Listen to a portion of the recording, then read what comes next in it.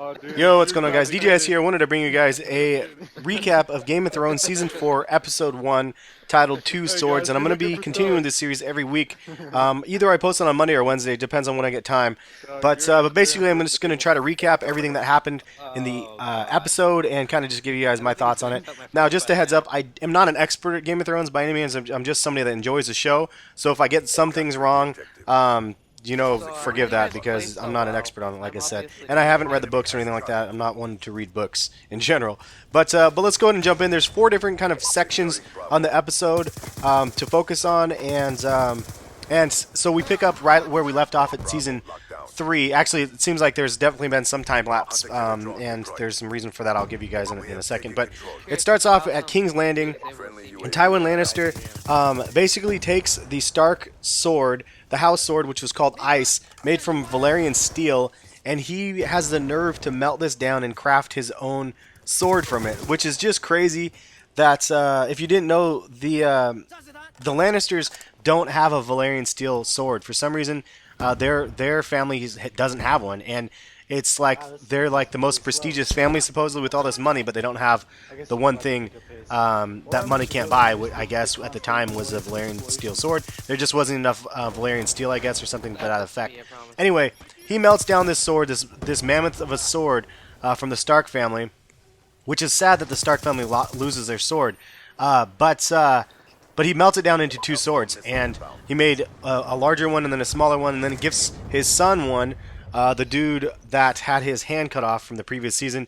And I think that he's questioning his ability to, I think it's the King's Guard or whatever it's called, like his ability to be able to have that role still with just one hand, especially with his right hand gone. So it's interesting. Like the dude, you felt so bad for him in. It's like one of those. They really make you feel a certain way for the characters because you hate him at first. You just absolutely hate the guy, and then all of a sudden, he goes through all this crazy stuff with the giant woman, which I don't know her actual name, giant lady.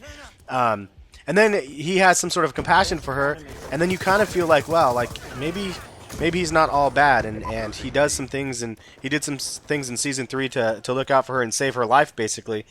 And so you go from absolutely hating him and wishing him to die to kind of thinking, oh my gosh, maybe he's like actually one of the good guys, or maybe he's going to turn into one of the good guys. Um, and he's also the one that pushed the Stark boy out of the window and stuff. But anyway, so his sister, who is like also his lover, which is ridiculously gross, but he has like kind of a falling out with her. Like she totally rejects him and stuff, which was interesting.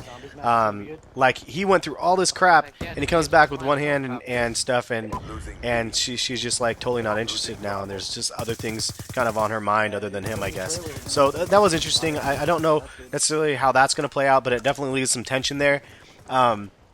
Moving on from that, though, there's a prince, Oberyn. I don't know how to say his name, but he had basically come to the town in place of his brother for the royal wedding, and he kind of has some fun at the brothel a little bit, and he gives a backstory as to why he hates the Lannisters. There's definitely a rich seated history there of why he hates them. But he ends up stabbing one of the Lannister kids in the hand and just about kills one of them. And I don't know, it just got kind of crazy. But they kind of left it kind of open ended with that first episode, so I'm not sure where it's going to necessarily lead.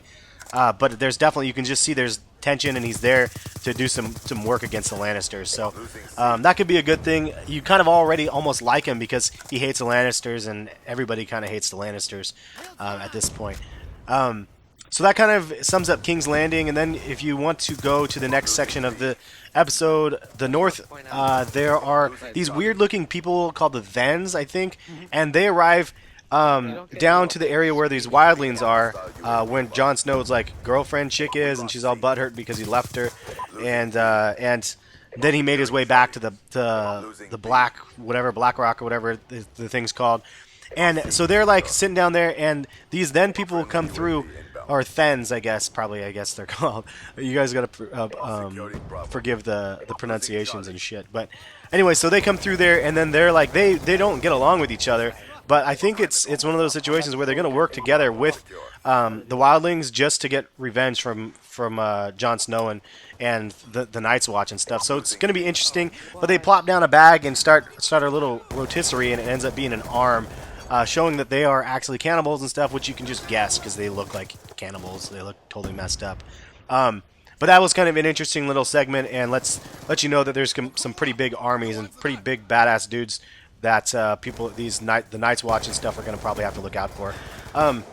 Then you move down into the Riverlands, and Arya is like probably my favorite part of the entire show. The little girl, the little Stark girl, gets away with the Hound for the previous episode, and or the previous season, and they're kind of like on their merry little way, and they run into a cavern or a tavern, excuse me, and inside of there, she sees a guy that actually killed her friend Lommy back when she was kind of running around with all these other guys and stuff, and they were all captured and all this crazy stuff. But anyway, he killed Lommy because she said that he was the guy that they were looking for, which the guy they were looking for was actually a Stark kid, and I don't know, that's a whole bunch of other stuff. It was a nice little triple piece right there, or triple kill, 3-piece.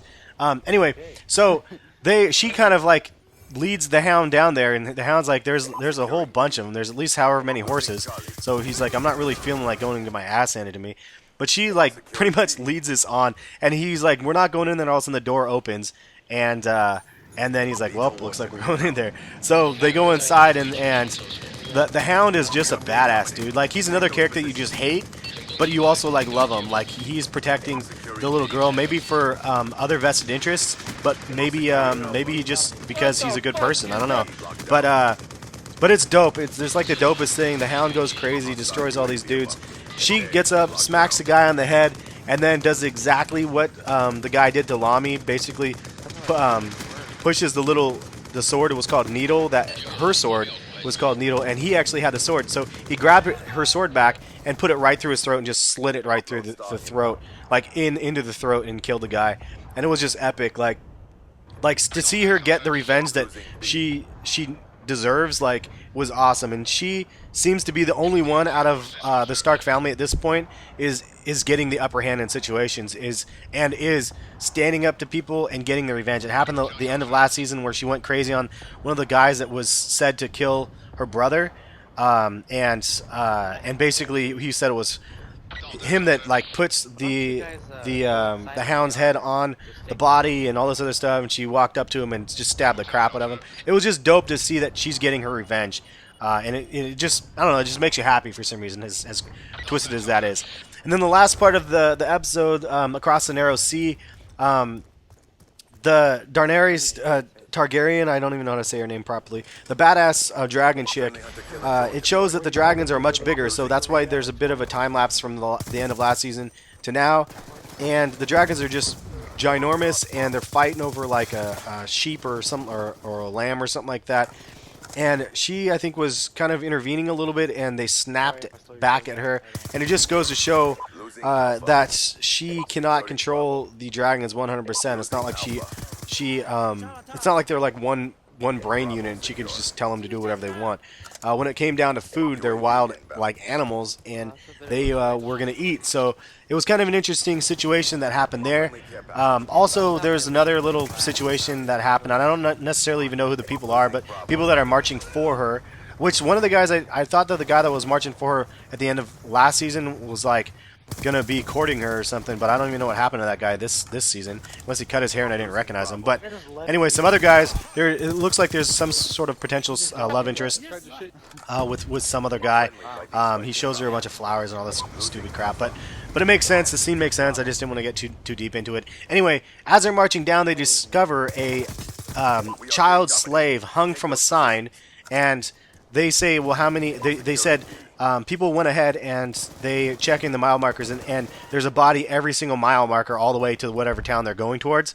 And then she's like, well, how many mile markers is that? And they said it was like 163 mile markers. So there's like basically 163 dead kids hanging from signs, and she's like pulling every single one of them down, and she's going to give them a proper burial, I believe. And then she's going to have her friggin' vengeance. So it's like, it's going to be a slow build up, and then she's going to get there and just go ham. And it's going to be crazy, and it's going to be epic. and she has a ginormous army with her.